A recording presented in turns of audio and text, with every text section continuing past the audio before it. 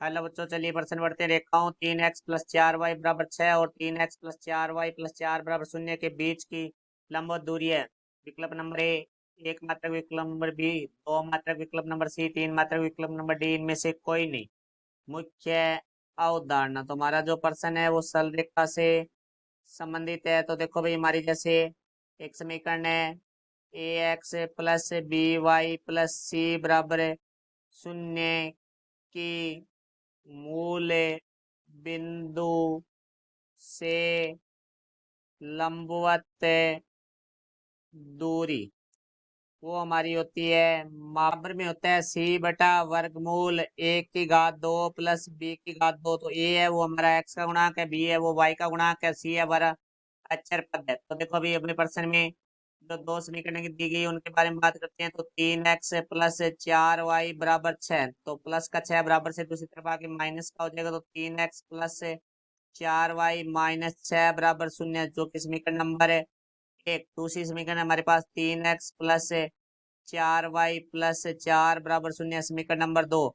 अब हम इनके गुणांकों की तुलना करते हैं। तो देखो भाई, a1/a2, तो a1 और a2 है वो x के गुणांक है। तो 3/3 बराबर आ जाएगा हमारा 1। तो अब यहाँ से हम b1/b2 की बात करें जो कि y के गुणांक है, तो 4/4 बराबर 1 आ जाएगा। तो हम बात करेंगे c1/c2 जो कि हमारे अचर पद होंगे। -6/4, तो ये हमारे दो से कट रहे हैं, तो यहाँ से देखो दो से कटेंगे तो -3/में। तो यहाँ से हम देखते हैं तो a1/a2 बराबर है b1/b2 बराबर नहीं है c1/c2। जब हमारे x और y के गुणांक बराबर होते हैं इनकी, तो ये हमारे रेखाएं समांतर होती है। तो हम क्या लिखेंगे, दोनों रेखाएं परस्पर समांतर है।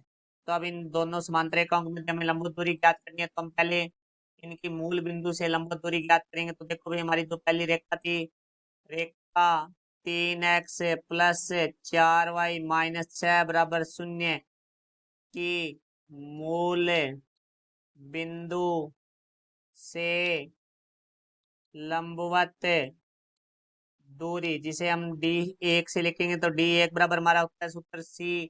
तो c का मान है -6/वर्गमूल 1 की घात 2। तो यहाँ आ जाएगा 3 की घात 2 प्लस b की घात 2, तो 4 की घात 2। तो यहाँ से d1 का मान आ जाएगा -6/वर्गमूल 3 की घात 2 9 प्लस 4 की घात 2 16। तो यहाँ से हमारे पास जो d1 का मान आएगा वो आएगा -6/वर्गमूल 9 और 16 25। तो d1 का मान आ जाएगा -6/वर्गमूल 25 का मान होता है 5। अब देखो हमारी जो दूसरी रेखा है 3x+4y+4 बराबर 0 की मूल बिंदु से लंबवत दूरी, तो वो हम d2 से लिखेंगे। तो d2 बराबर हमारा हो जाएगा, c का मान है 4/वर्गमूल 1 की घात 2, तो 3 की घात 2 प्लस वर्गमूल प्लस b की घात 2। तो यहाँ से आ जाएगा 4 की घात 2। तो यहाँ से देखो भाई, d2 बराबर हमारा आ जाएगा 4/वर्गमूल 3 की घात 2 9 प्लस 4 की घात 2 16। तो यहाँ से d2 का मान आ जाएगा 4/वर्गमूल 25। तो d2 बराबर हमारा आ जाएगा 4/वर्गमूल 25 का मान होता है 5।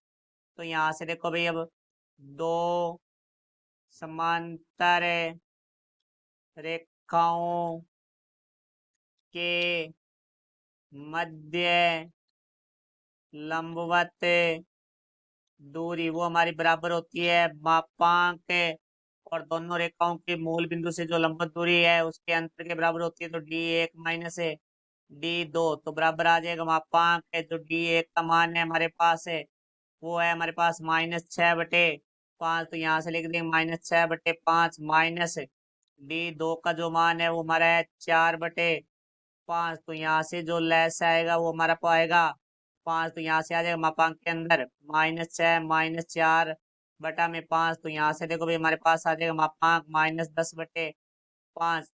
तो यहाँ से आ गया मापांक -10 में 5 का भाग दिया। दो मापांक का अर्थ होता है कि ऋणात्मक संख्या धनात्मक हो जाती है। तो यहाँ से आ जाएगा 2 मात्रक। तो इन दो रेखाओं के मध्य जो हमारी लंबवत दूरी है वो होगी 2 मात्रक, जो कि हमारा विकल्प नंबर बी है। तो हमारा उत्तर हुआ विकल्प नंबर बी। आशा करता हूँ समझाया होगा। धन्यवाद।